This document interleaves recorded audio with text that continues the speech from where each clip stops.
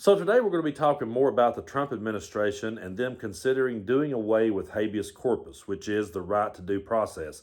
Folks, I think this one is extremely important, and I think we need to keep circling back to this one and highlighting this because I don't think people realize just what's at stake. I think too many people are caught up in this idea that, well, they're both sides. They're both the same, man. They're all crooks. There's a whole lot of crooked politicians out there, folks. But if we end up doing away with habeas corpus, you and I or anyone you know will not have the same rights that the people before us had.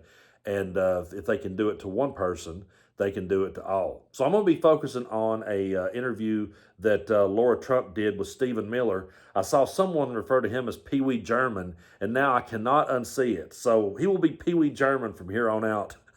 But here she is talking with Pee Wee German, and he has absolutely no self-awareness whatsoever when he talks about how that the grifters and the con men are getting rich in D.C. Take a look. Restoring the republic look like? I know that's basically the overall goal over this 4-year term for President Trump. You're a big player in that. So what does that mean, and how do you restore the republic? When President Trump talks about restoring the republic, he means restoring a country in which the fundamental loyalty and allegiance we have is to the American citizen who does everything right. And that's why the system has been such a travesty for so long, is that the people who, they work hard in a job that perhaps is thankless, nobody's appreciating them. They earn enough money, barely, to support their family, to take care of their kids, to take care of their loved ones. They follow every rule, they pay every tax no matter how outrageous. And they look around them, and everybody else that isn't doing it right is getting rewarded. So the scammers and grifters in Washington, D.C. are getting rich. The illegal aliens are getting rich. The criminals are getting away with everything. So this person thinks, I've done everything right in my life, and the entire system serves everyone at my expense. Restoring the republic means that the citizen, the law-abiding, God-fearing, honest citizen, is at the center of the government's priorities and allegiance. And that's what President Trump is doing with his leadership each and every day. Much more. You know, folks, I think the most disturbing part about all of this to me is how they will just say that stuff with all the confidence in the world. And that's the thing. That's the hard part when you're trying to combat these people. They truly do believe that the other side is the grifters and the con men. And no matter what we do to try to point out the opposite, they don't see it. But the only ones that are getting rich right now are the grifters and con men. That is Donald Trump himself, his family. You want to talk about crime families? Talk about them. And you want to talk about this administration, the billionaires who are just getting richer by the day, thanks to Donald Trump and all of his shady dealings. So, yeah, Mike Johnson said that Donald Trump does everything out in the open, so it shouldn't matter because, you know, as long as you're doing it out in the open, I guess that's okay. But they say these things with all the confidence in the world, and they believe it. And they have an audience out there that absolutely believes it. And that audience is fired up and ready to vote all the time.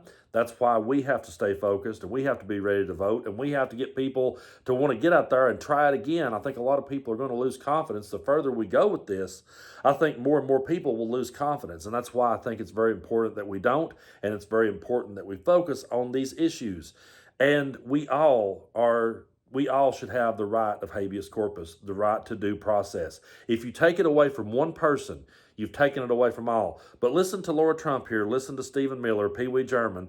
Listen to them just expose their plot to pretty much take that right away, folks. This is something we need to be paying attention to. There's been buzz about this administration possibly exploring limited suspension of habeas corpus to deal with the immigration crisis. What is being considered? What does that mean? So Congress created a body of law known as the Immigration and Nationality Act.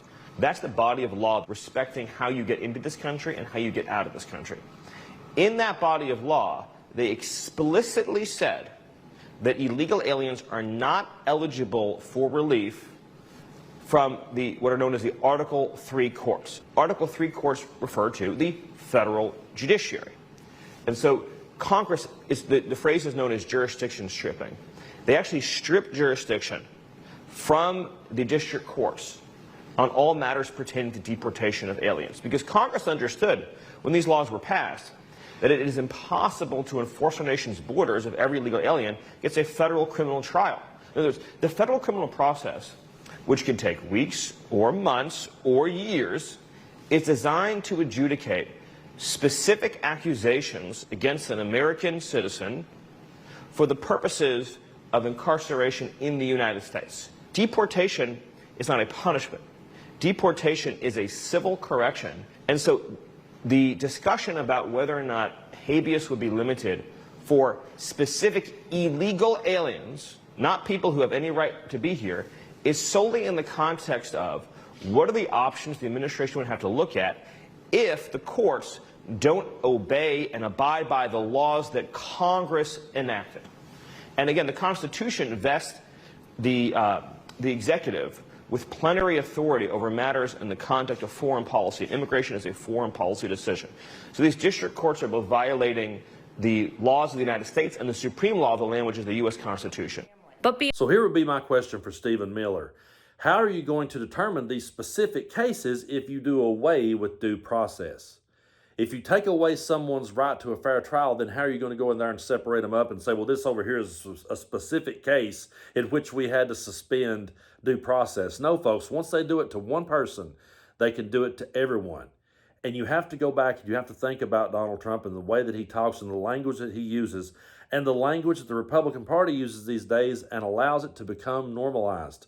We're never going to let this type of language become normalized, but they're working overtime to paint anyone that disagrees with them as the enemy from within that should be rooted out like vermin. This dude is pulling straight from dictators' playbooks. The dictators is who he praises, and we're supposed to trust him in this moment to suspend habeas corpus, do away with due process for a limited time, and we'll just focus on these specific cases that we decide. But how can you decide it if you take due process off the table? And I am not a lawyer. I'm not a constitutional scholar. I'm not the most educated person on this subject. But I'm just being real with you. How do you have fairness if you take it away? It makes no sense to me. And people don't understand just how serious this thing is. Once it's taken away from one person, it can be taken away from everyone. And we're seeing people shipped out of this country that was here legally. We're seeing people shipped out of this country that did nothing wrong. We're seeing people be detained that did nothing wrong.